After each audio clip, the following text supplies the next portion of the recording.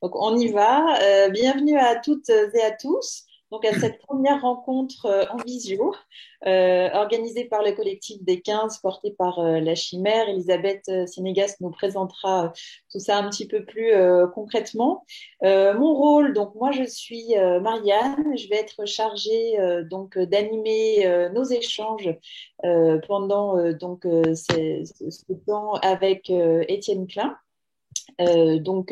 Concrètement, nous, ben voilà, on est en visio. Donc, au niveau des questions, on va vous proposer donc d'écrire vos questions sur le chat pour qu'on puisse prendre ben, les questions au fur et à mesure, sachant que on va pouvoir donc revisionner ce que nous sommes en train de vivre en ce moment, puisque ce sera à disposition. Donc, ensuite, c'est enregistré évidemment. Et ce sera ensuite à disposition sur Facebook, hein, sur la page de la Chimère. Ben, merci à Étienne Klein de nous rejoindre aujourd'hui. Je vais passer la parole à Elisabeth pour nous présenter cette première et puis ensuite nous lirons un extrait du texte Le goût du vrai pour pouvoir ben, voilà, nous poser une base commune de réflexion par la suite. Elisabeth? Merci. Alors moi, comme je suis bavarde, je me suis entraînée, je vous lis. J'ai 2 minutes, donc je ne vais pas les dépasser. J'ai préparé mon petit mot. Bonjour, bienvenue à vous, Monsieur Klein. Merci beaucoup, car nous sommes très touchés de la confiance que vous nous faites en acceptant l'invitation. Et puis, merci à tout le monde d'être présent. 3 petits mots pour expliquer le pourquoi de la rencontre. Edgar Morin est le parrain de notre association depuis 15 ans. Et je dirais que nous nous sommes retrouvés autour de ce qu'il appelle les oasis de fraternité. Il nous y a encouragés. C'est ce que nous vivons au quotidien, tant bien que mal, avec notre Chimère Café au centre-ville de Grenoble.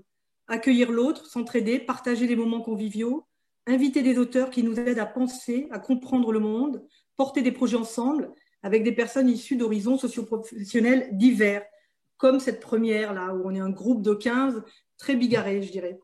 Fin 2019, faisant le point avec Edgar Morin sur notre action écoulée, il nous a encouragés à reprendre la démarche et le questionnement du film documentaire Chronique d'un été qu'il avait réalisé avec Jean Rouch.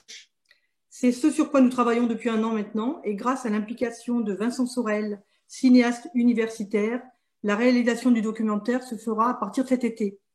Si je parle du documentaire, c'est parce que ces rencontres-échanges mensuels que nous démarrons aujourd'hui sont complètement liés à ce projet qui a aiguisé encore plus notre appétit de comprendre.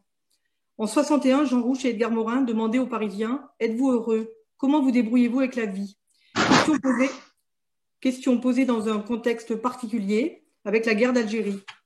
60 ans plus tard, Edgar Morin nous encourage à reprendre le même questionnement, actualisé à la lumière du virus, du confinement. Ce projet enthousiasmant a donné lieu à des échanges et des discussions qui ont décuplé notre appétit de comprendre, avec l'envie d'accueillir ces auteurs, d'où le plaisir de commencer avec vous, Monsieur Klein, pour vous questionner sur Le goût du vrai, petit livre de la collection Tract. Et je termine mon intervention. J'ai eu hier Edgar Morin, et je rapporte ce qu'il m'a dit. J'apprécie beaucoup l'intelligence, la science et la culture d'Étienne Klein. C'est très bien de commencer avec lui. Voilà. Merci Elisabeth. Je vais proposer donc à Étienne Klein de vous présenter, voilà, pour ceux qui ne vous connaîtraient pas, une petite intro. Bonjour à toutes et à tous, merci pour votre invitation. Je dois vous dire que moi, j'ai rien préparé. Hein, je vais maintenant Très bien. répondre à vos questions. Donc, moi, je suis physicien, je suis Parfait. au commissariat à l'énergie.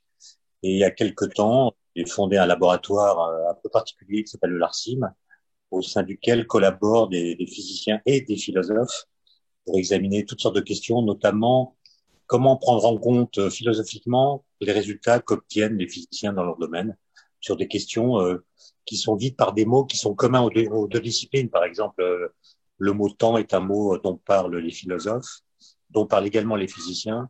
Et notre souci, c'est d'essayer de voir si les connaissances positives qu'on a en physique peuvent changer la façon de dire philosophiquement notre pensée du temps. Voilà. Et puis Edgar Morin, c'est un ami. Et la dernière fois que je l'ai vu, c'était à Montsartou. Et je lui ai révélé là, à ce moment-là, l'anagramme de son nom.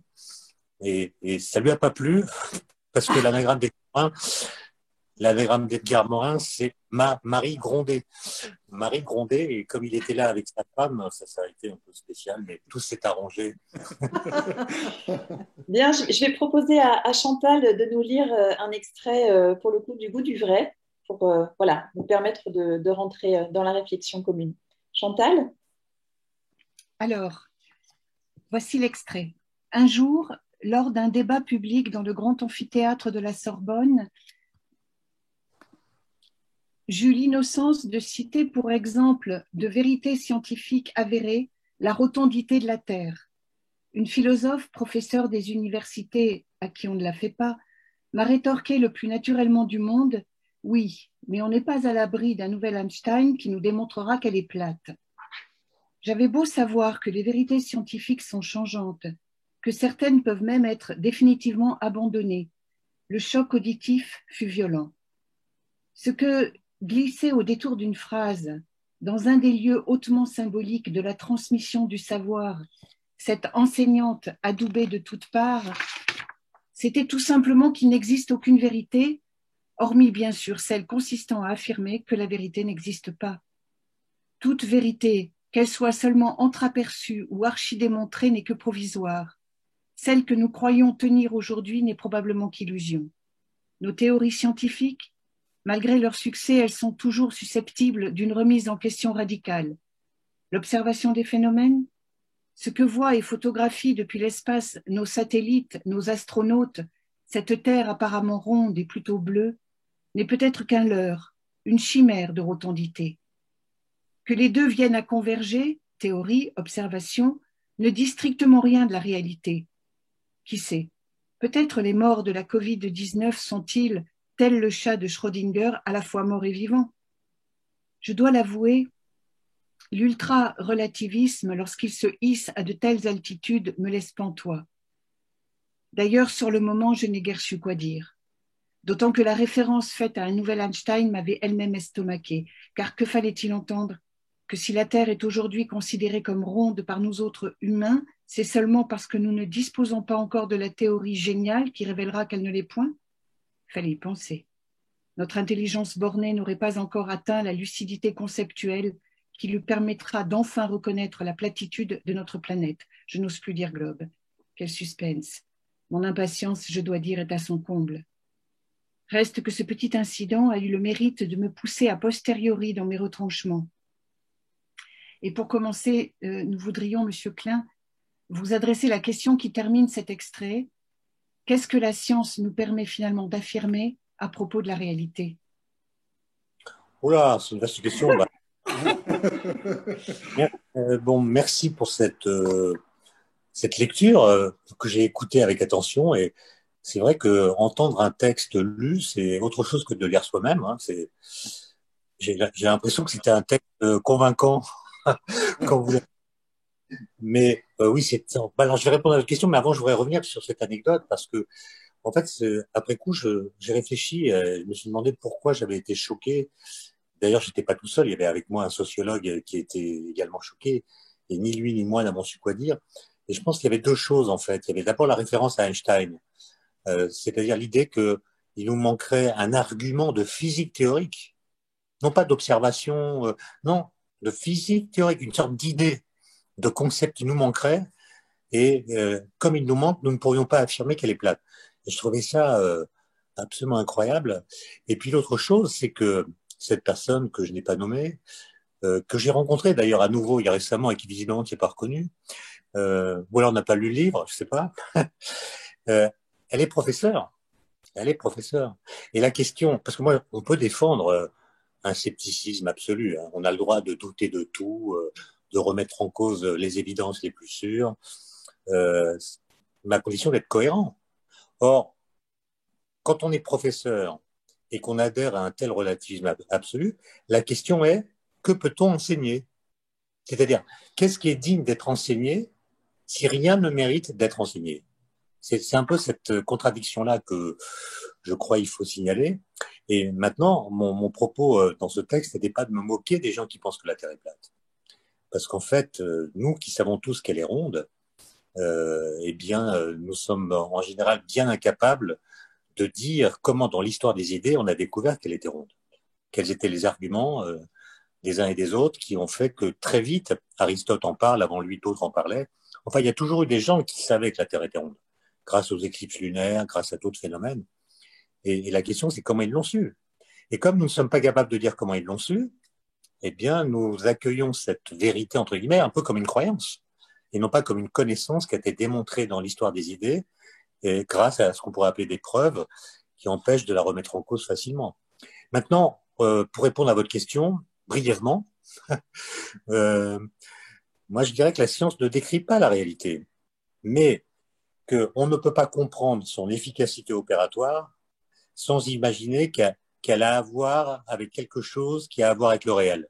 C'est-à-dire qu'elle est en connexion avec quelque chose qui a à voir avec le réel. Et d'ailleurs, cette dame que vous évoquez dans la lecture, que j'évoque dans l'écriture moi, c'est une dame qui disait, elle avait dit avant, mais finalement les scientifiques sont des gens qui remettent en cause tous les lundis matins ce qu'ils ont pensé le vendredi soir. Comme si la science était une entreprise en permanent bouleversement. Mais c'est faux. En fait, c'est faux.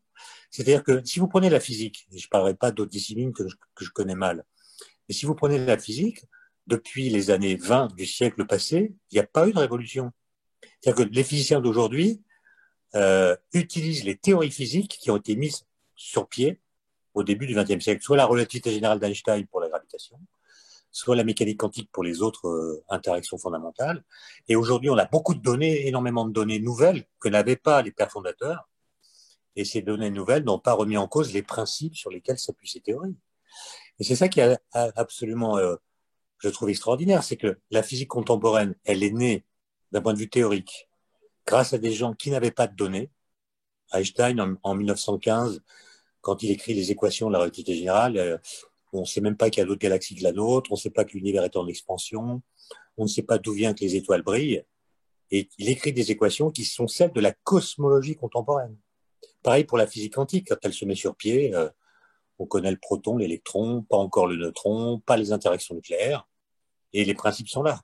Et donc le fait que ces théories anciennes aient résisté à autant de nouvelles données qui auraient pu chacune les mettre par terre, à mon avis, est la preuve que ces théories n'ont pas décrit la réalité, parce qu'en plus elles sont contradictoires entre elles, pour ce qui est du statut de l'espace et du temps, mais peu importe. À mon avis, leur efficacité ne peut se comprendre, sauf si on invoque le miracle, qu'en disant qu'elles ont à voir avec quelque chose qui touche le réel. Elles décrivent pas le réel, mais elles ont une connexion que je ne saurais pas mieux définir avec lui. Si vous prenez l'exemple du boson de Higgs qui a été découvert en 2012, on l'a sorti du vide quantique grâce à des collisions. Bon, on a été toucher le réel à un endroit pour lequel nos sens sont complètement impuissants, mais grâce à des concepts, à des équations, à des théories, on a pu prédire l'existence d'une particule qui ensuite a été montrée comme existante dans le réel. Et ça, c'est quand même très, très impressionnant quand des théories physiques agissent comme ce qu'on pourrait appeler des treuils ontologiques, c'est-à-dire elles font advenir dans le champ de l'expérience des objets qu'on n'aurait pas découverts si des théories n'avaient pas indiqué leur existence. Est-ce qu'il y a des réactions à ce qui vient d'être évoqué? Des questions peut-être? Alors n'hésitez pas à inscrire vos questions dans le chat, que je puisse les relayer. Moi, je ne les vois pas, les questions. Hein. Ok, donc je vous les passe au fur et à mesure. Alors, une première question, vous avez parlé d'efficacité opératoire de la science. Donc, pensez-vous qu'il faille s'en remettre au progrès scientifique et à la technologie pour résoudre le problème du climat? Ah non, non, non, certainement pas. Hein. Mais c'est ça toute l'ambiguïté de l'aventure, si vous voulez, c'est que, pour dire les choses un peu à la serpe, c'est avec la naissance de la physique moderne, avec Galilée, disons que l'homme s'est considéré comme un être d'antinature, c'est-à-dire un être, quand je dis antinature, je ne veux pas dire qu'il est contre la nature, qu'il en veut à la nature, mais l'homme a considéré que c'était préparé par d'autres courants de pensée, notamment la religion, hein, le monothéisme, mais l'homme a pensé qu'il pouvait s'émanciper de la nature grâce au fait qu'il peut connaître les lois de la nature. Donc il est en quelque sorte transcendant par rapport au monde naturel dans lequel il évolue. ce qui le distingue des animaux, des plantes, etc.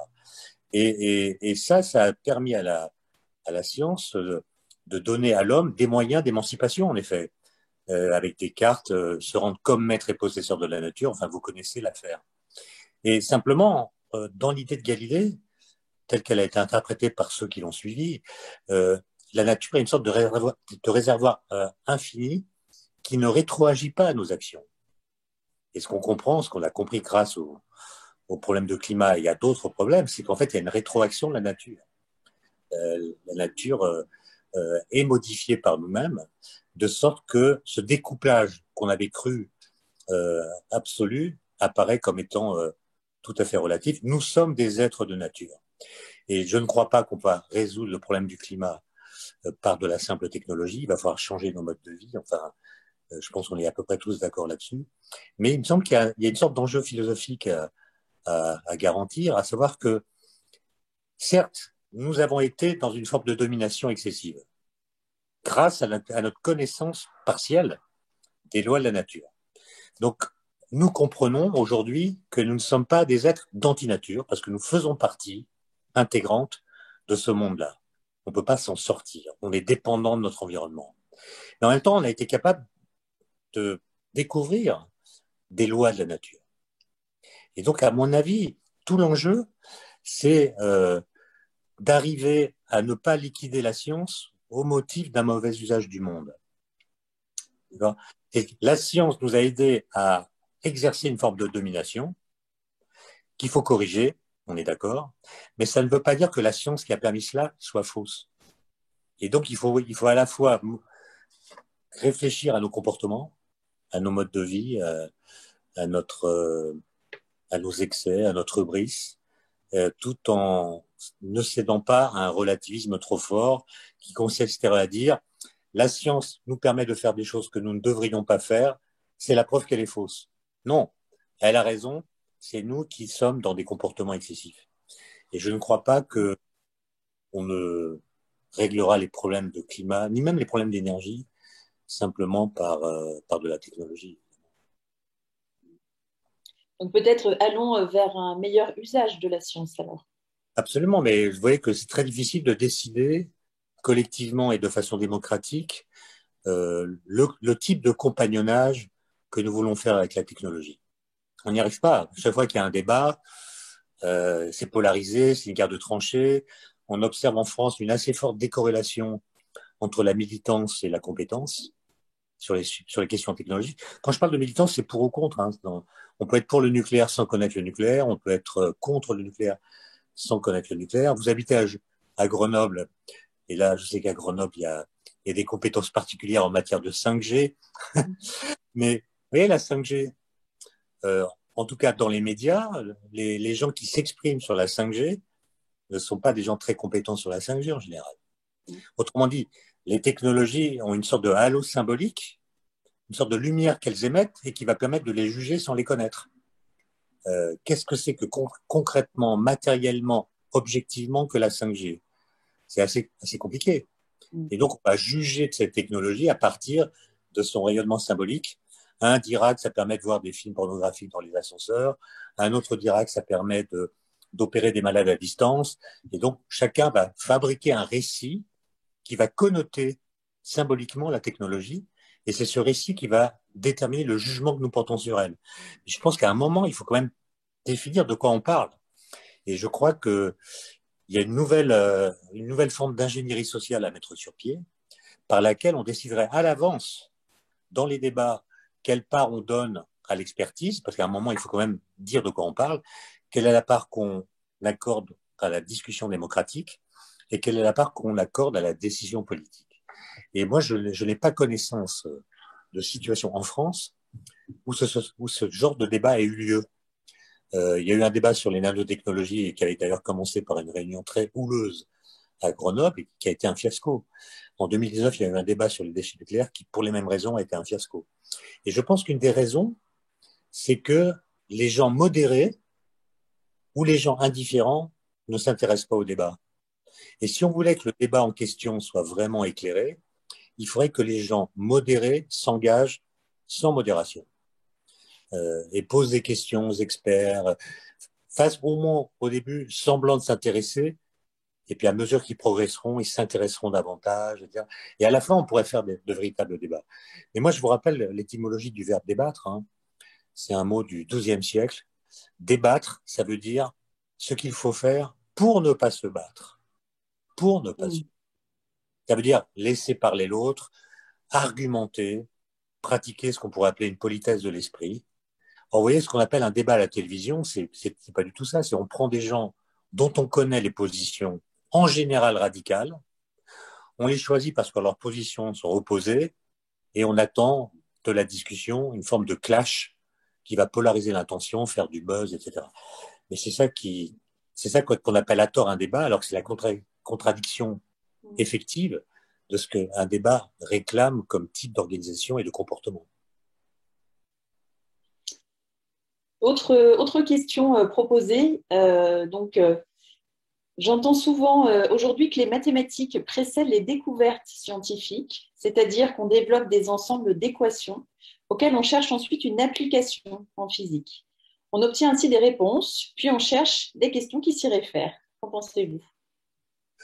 Alors c'est vrai, alors plutôt que de parler de mathématiques, toutefois, j'apporterai la nuance suivante, c'est que c'est pas les mathématiques en elles-mêmes qui permettent a priori de concevoir des applications, parce que les physiciens n'utilisent pas toutes les mathématiques. Les formalismes théoriques de la physique s'inspirent de certains concepts mathématiques, pas tous, il y a des mathématiques qui ne servent qu'aux mathématiciens, mais là où je rejoins la personne qui a posé la question, c'est que, et c'est ça qui est spectaculaire, c'est que grâce à des équations de physique qui s'expriment sous forme mathématique, on a pu prédire l'existence de nouvelles sortes d'objets physiques qu'on n'avait jamais vus. Par exemple, j'ai cité tout à l'heure le boson de Higgs. Il a été prédit par des physiciens théoriciens à partir d'arguments mathématiques qui venaient des théories physiques qu'ils utilisaient.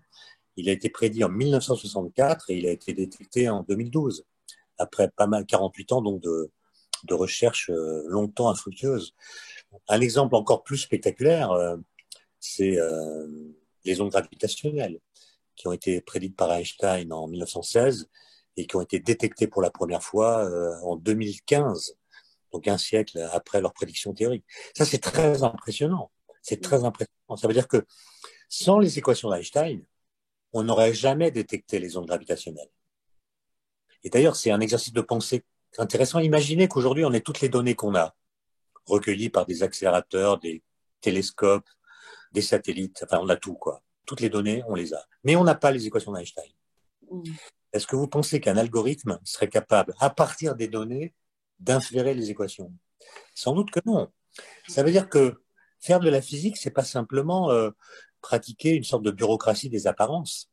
Il ne s'agit pas de regarder le monde et puis de le décrire tel qu'il est. Non, il faut faire des écarts de pensée, faire des expériences de pensée, inventer des concepts, s'écarter du réel pour aller dans l'abstrait et ensuite revenir vers le concret pour le comprendre.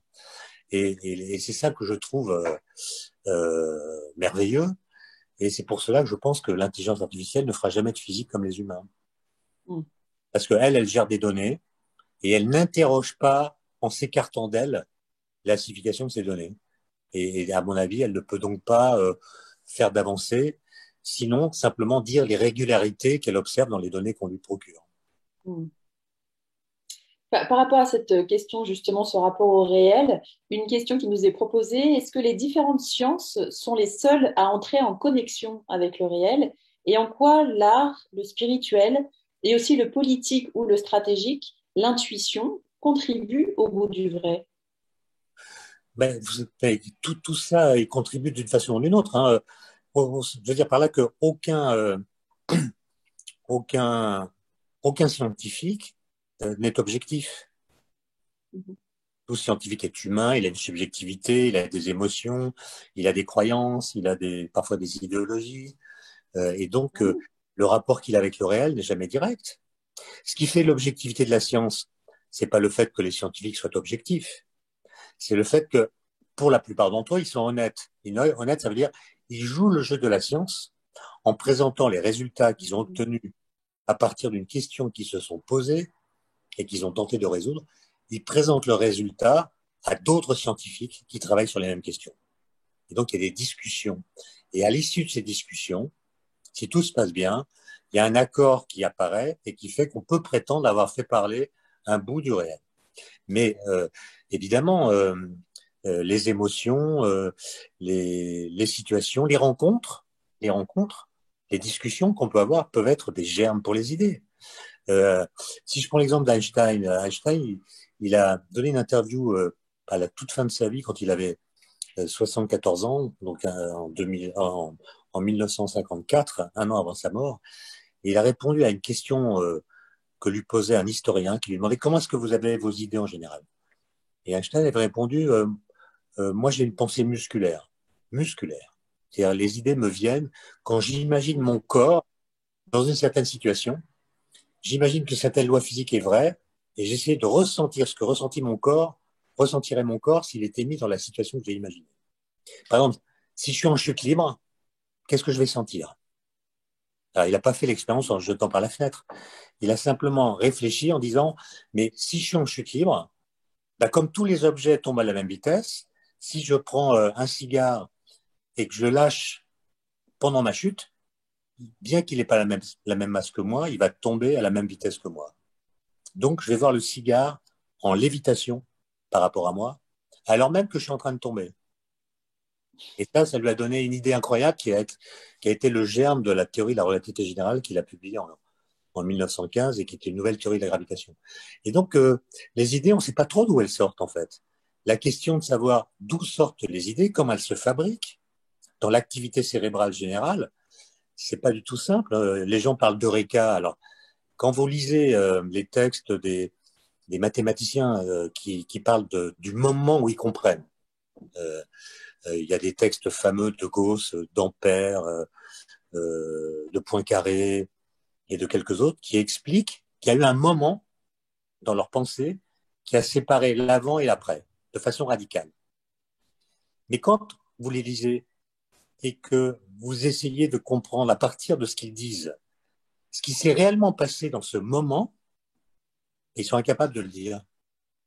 Autrement dit, la source propre de l'idée reste mystérieuse, y compris pour ceux qui sont les géniteurs de cette idée. Donc l'art provoque des émotions, ou bien traduit des émotions, ça produit un point de vue décalé sur le réel, et ce décalage, il est fécond, c'est-à-dire que, comme je l'ai dit tout à l'heure, pour comprendre le réel, il faut commencer par s'écarter de lui, faire un pas de côté, et ayant fait ce pas de côté, on peut revenir vers lui avec d'autres idées, d'autres concepts, etc. Et tout ce qui nourrit l'imaginaire est fécond potentiellement. Ça ne veut pas dire que tout ce qu'on peut imaginer soit vrai. Hein. En fait, il y a plusieurs questions qui s'entremêlent. Il y a la première question qui est, est-ce que ce que nous sommes capables d'imaginer est vrai? Alors, il faut le vérifier. Il ne suffit pas de l'avoir imaginé pour penser qu'il est exact. Mais il y a une autre question qui est un peu l'envers de celle-ci, qui est, ce qui est vrai est-il imaginable? Voilà. Est-ce que la vérité, ça peut se concevoir? Ou est-ce qu'on ne fait que errer dans le pâturage de l'erreur, avec des erreurs plus ou moins grandes? Est-ce que la vérité est quelque chose qu'on peut approcher? Ou est-ce que quoi qu'on fasse, elle restera à très grande distance de nous? Moi, j'en sais rien. Ce qui est intéressant, c'est de se balader dans ce champ où il y a à la fois des erreurs, des contre-vérités qu'on peut dénoncer. Moi, je ne crois pas que la science dise le vrai, mais je pense qu'elle est capable de dénoncer des contre-vérités. Et ça, c'est déjà pas mal. Et ça mérite d'être... Non, j'arrête ma phrase parce que j'allais reparler de Marseille et c'est pas la peine. On va passer la parole à Mathilde qui a une question à vous poser. Mathilde? Oui, je suis là. Alors, voilà. Bonjour, Monsieur Klein. Moi, je voulais revenir sur ce que vous disiez sur l'engagement qu'on peut avoir en tant que citoyen lambda. Et du coup, c'est une réflexion que j'ai. Il y aura une question à la fin. Donc, c'est l'appauvrissement de l'envie du vrai, de le voir, s'apparenterait au syndrome de l'autruche, car la réalité est inquiétante, fait peur. On sait que le monde dysfonctionne et nous, citoyens lambda, qui attendons que nos représentants agissent en conséquence, nous nous rendons compte qu'ils nous écartent d'une prise de décision, d'un processus de réflexion et nous infantilisent par la spécialisation de la parole et de la sémantique. Et en nous sortant de l'équation, tuent notre envie du vrai, appauvrissent le désir de savoir en nous enlevant les mots, le langage, le réservant aux sachants. Dans cette situation-là, comment avoir un esprit critique, un espace de parole, de réflexion et d'engagement? Bon, merci pour cette question. Alors, c'est une question politique, en fait. Hein. Oui. Une question à la fois politique et une question sur le langage. Alors déjà, une petite remarque, si vous me permettez. Moi, je ne parle pas de citoyen lambda. Mm-hmm.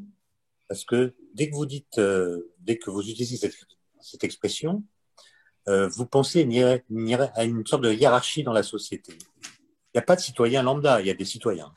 Voilà. Okay. Il ne s'agit pas de les distinguer parce que finalement, dans le fait de parler de citoyens lambda, on distille dans l'ombre du langage l'idée qu'il y aurait des citoyens experts, par exemple. Et en effet, il y a des gens qui sont experts. Tout le monde n'est pas expert, mais ceux qui sont experts ne sont pas plus ou moins citoyens que ceux qui ne le sont pas. Et là où je vous rejoins, c'est que je pense que la crise politique dans laquelle on est, c'est essentiellement une crise du langage. Voilà. C'est-à-dire que, en effet, les phrases semblent contenir des idées, mais en fait, elles sont tellement prévisibles, ces phrases, qu'elles traduisent plutôt des idéologies. C'est-à-dire qu'une idée, quand elle devient une idéologie, perd sa force d'idée. Elle devient une façon de dire.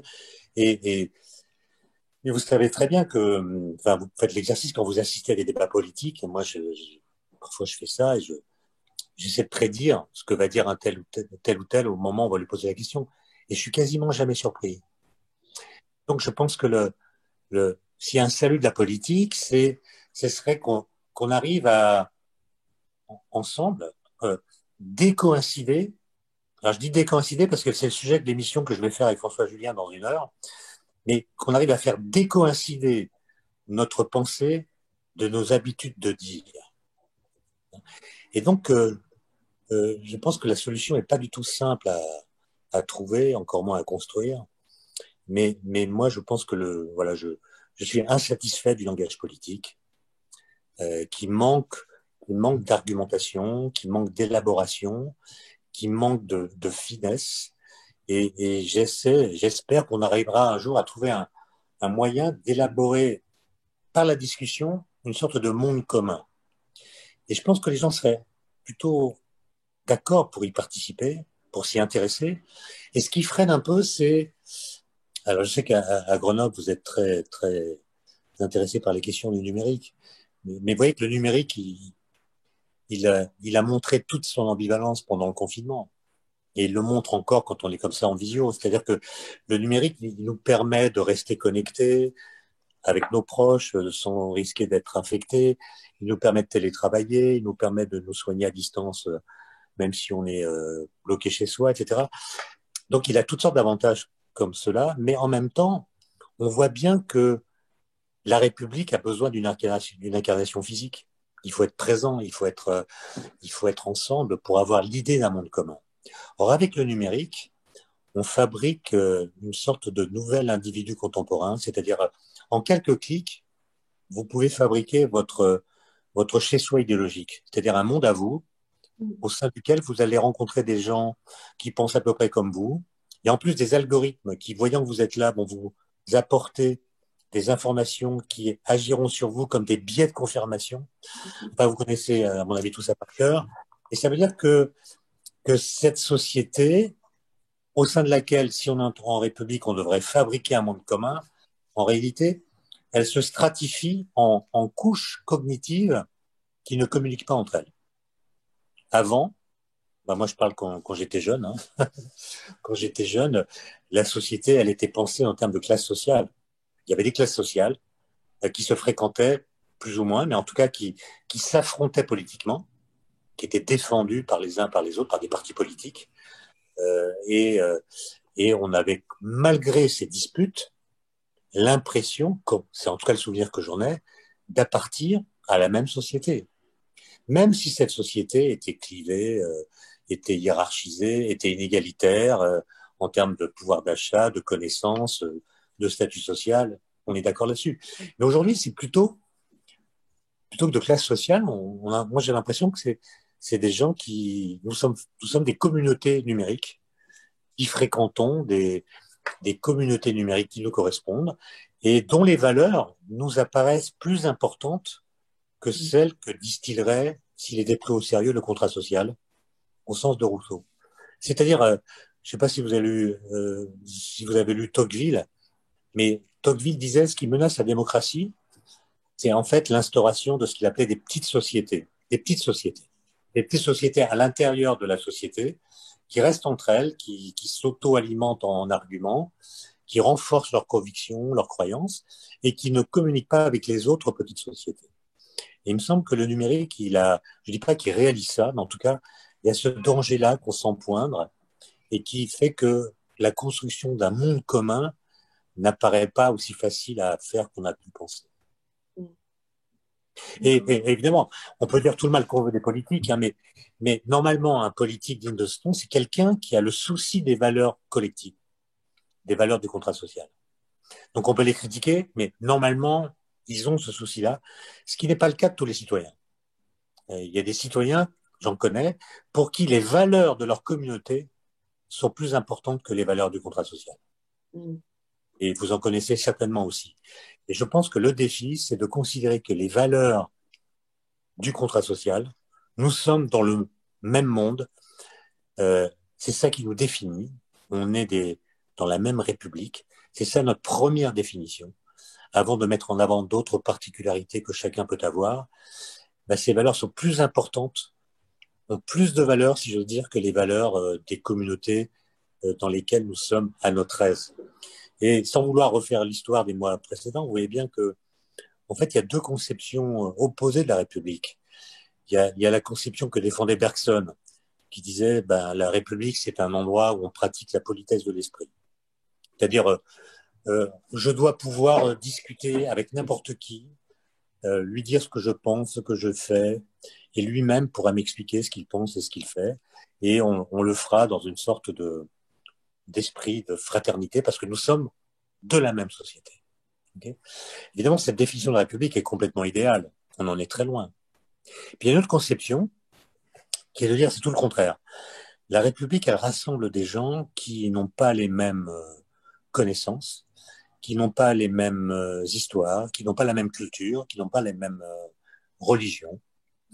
Et donc, la République, c'est un endroit douloureux pour l'esprit, pour l'intellect, pour la croyance, pour le bon sens, etc. Parce que constamment, on peut entendre des gens dire des choses qui nous choquent. Voilà.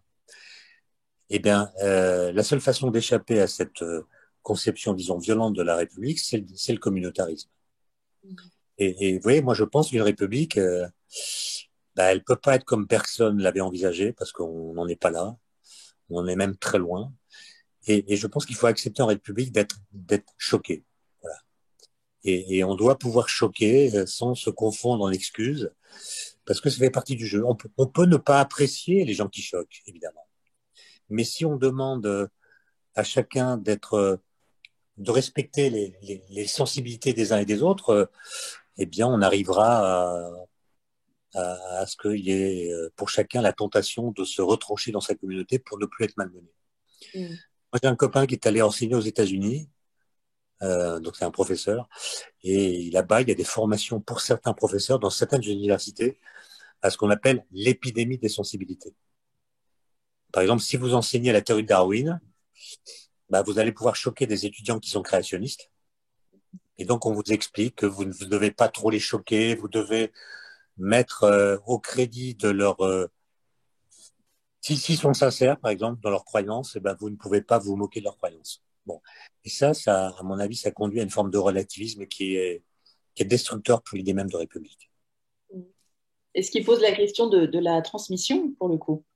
Des idées, des savoirs, des croyances? La question présente, j'ai oublié de répondre, mais parler de l'esprit critique.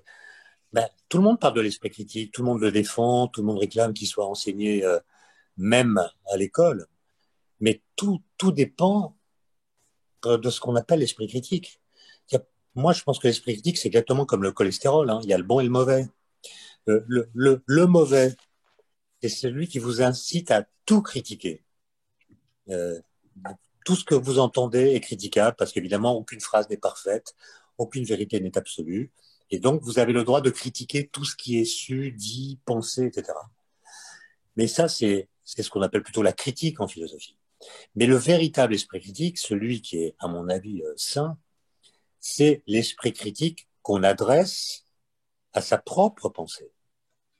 Voilà, c'est-à-dire, on pense certaines choses et on soumet à ces choses qu'on pense des arguments qui les contredisent.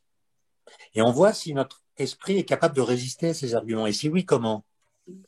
Et moi, je pense que c'est cet esprit-là qu'il faut distiller. Comme le disait Alain, que je cite dans le tract, penser, c'est dire non à sa pensée, hein. Si vous ne dites jamais non à votre pensée, bah, en fait, vous êtes dans la croyance. Donc, une pensée ouverte, c'est une pensée qui accepte d'être soumise à sa contradiction pour voir si elle a des arguments qui lui permettent de résister à ce qui la contredit. Une question supplémentaire. Que peuvent faire les hommes de science lorsqu'ils font face à une nouvelle indifférence face au démontrable, y compris de la part de gens cultivés? Ben, ça, je sais pas. Ben, non, non, excusez-moi, je souris parce que c'est une excellente question, en fait. Et pourquoi j'hésite à y répondre, c'est tout simplement parce que, et d'ailleurs le tract est une conséquence de ce que je vais vous dire, c'est que moi j'ai été traumatisé par la façon dont la science et la recherche ont été mises en scène pendant le Covid. On a confondu la science et la recherche. Et l'idée de doute qui est consubstantielle à la recherche, parce que si on fait de la recherche, c'est parce qu'on ne connaît pas les réponses aux questions qu'on se pose. L'idée de doute est venue coloniser l'idée de science elle-même. Et ça m'a traumatisé. Et moi, je fais de la... Bon, par exemple, si on m'avait posé la question qui vient de m'être posée il y a un an, enfin, oui, un an et demi, disons, j'aurais répondu, bah, c'est très simple. L'homme de science, il doit bien travailler ses sujets, comprendre comment les théories se sont construites dans l'histoire des idées, en quoi consistent ces théories, quel est leur formalisme mathématique, qu'est-ce qu'elles permettent de décrire, quels sont les personnages qui ont joué un rôle clé dans l'élaboration de ces théories scientifiques. Et une fois qu'on a fait tout ce travail, et du moins ce que je pensais, alors on est capable d'en parler à toutes sortes de publics, à des niveaux différents. On peut en parler à des lycéens, à des étudiants, au grand public, au conseil scientifique de l'office parlementaire des choix scientifiques et technologiques. Enfin, quand on a fait ce travail, on est capable de parler de ces sujets en s'accommodant du niveau du public qui nous écoute. Et donc, une fois qu'on a travaillé, on peut clarifier les questions et les rendre accessibles à tout le monde. C'est du moins ce que je pensais. Et ce que m'a montré la pandémie, c'est que c'était pas vrai, que ça marche pas comme ça. C'est une méthode qui semble marcher parce que quand vous donnez des cours ou quand vous donnez des conférences, vous avez l'impression d'être compris. C'est peut-être une illusion, mais en tout cas, vous avez l'impression que les gens vous ont compris. Mais en fait, vous êtes trompé par un biais qui est que les gens qui viennent vous écouter en conférence ou en cours, c'est pas tout le monde. Et que le vrai public, c'est le public que vous ne voyez jamais. Le grand public, c'est un public que vous ne voyez jamais. Et vous n'arrivez pas à l'atteindre. Et je pense aussi que, contrairement à ce que je pensais auparavant, entre l'émission d'un message que vous émettez, qui vous semble clair, et la façon dont son message est reçu par le public, même un public attentif, il y a toutes sortes de biais cognitifs dont j'ignorais l'existence, qui viennent déformer, parfois renverser le message. Et ça veut dire que notre cerveau, il a envie d'être confirmé dans ses croyances. Et même si vous lui dites quelque chose qui contredit ce qu'il pense, il va le bricoler pour le rendre homomorphe à ce qui va produire chez lui un certain confort psychique. Et pour moi, c'était un choc de comprendre que le cerveau n'est pas très intéressé par l'idée de vérité, mais il est intéressé par son confort psychique. Et donc, voilà, moi je réfléchis à la bonne réponse à apporter la question que vous venez de poser. Comment est-ce qu'il faut parler de science aujourd'hui au public et même à des gens cultivés, comme vous dites? En fait, j'ai réfléchi, mais j'ai pas encore trouvé la bonne réponse. En tout cas, ce ne sera pas la méthode d'avant. Elle a fait, on s'est planté. Il faut inventer autre chose. Oui. Une dernière question. Je vais passer la parole à Pierre-Louis pour clôturer notre échange d'aujourd'hui. Pierre-Louis? Je suis Pierre-Louis, donc je fais partie donc, du collectif. Et nous avons un fil rouge pour finaliser le film en fait que nous allons faire donc prochainement. On ne sait pas quand, bien sûr. Voici les deux questions. Je me permets de vous les poser. Êtes-vous heureux et comment vous débrouillez-vous avec la vie? Merci. Bon, alors, je vais commencer par la première question, d'accord? Allez-y. Je ne sais pas y répondre parce qu'en réalité, je m'en fiche. C'est-à-dire, excusez-moi d'être franc, mais je trouve que la question du bonheur est une question qui n'est pas très intéressante. Je suis d'accord avec vous, mais on m'a demandé de la poser, alors je vous la pose. Ouais, ouais. Non, mais parce que vous voyez bien que le bonheur ne rend pas heureux. Autrement dit, pour être heureux, il faut déjà être heureux, si vous voulez. Et tant que vous n'êtes pas heureux, l'idée de bonheur vous fait comparer ce que vous êtes et ce que vous faites, ce que vous avez, à ce qu'il faudrait que vous ayez pour être heureux. Et donc, l'idée de bonheur, quand elle est trop précisément décrite, crée forcément du manque. Hein, c'est la phrase de Woody Allen qui disait qu'est-ce que je serais heureux si j'étais heureux? Mais il manque ceci, cela pour l'être, etc.